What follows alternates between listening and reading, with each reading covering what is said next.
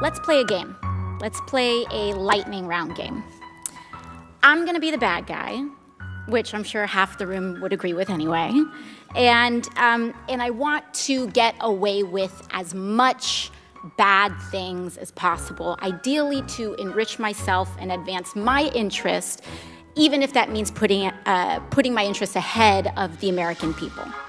Oh, and by the way, I have enlisted all of you as my co-conspirators. So you're going to help me legally get away with all of this. I want to run.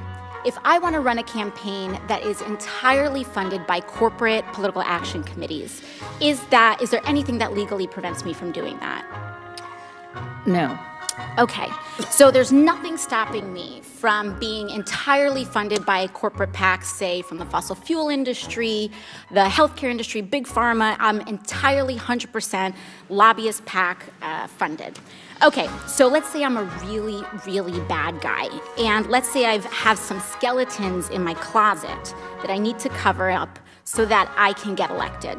Mr. Smith, is it true that you wrote this article, this opinion piece for the Washington Post entitled, "These payments to women were unseemly, that doesn't mean they were illegal"?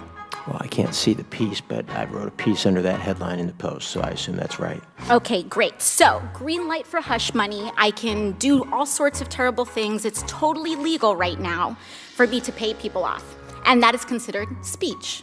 So I use my special interest dark money funded campaign to pay off folks that I need to pay off and get elected.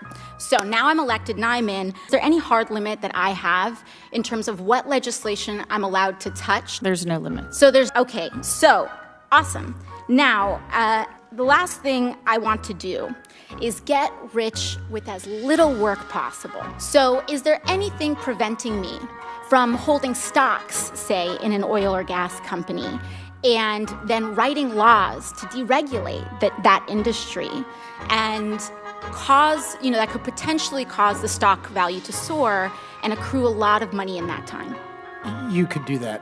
Is it possible that any elements of this story apply to our current government and our current public servants right now? Yes. We have a system that is fundamentally broken. We have these influences existing in this body, which means that these influences are here in this committee shaping the questions that are being asked of you all right now. Would you say that that's correct? Yes. In terms of laws that apply to the president, yeah, there's just almost no laws at all that apply to the president. And it's already super legal, as we've seen, for me to be a pretty bad guy. So it's even easier for the President of the United States to be one, I would assume. That's right. Thank you very much.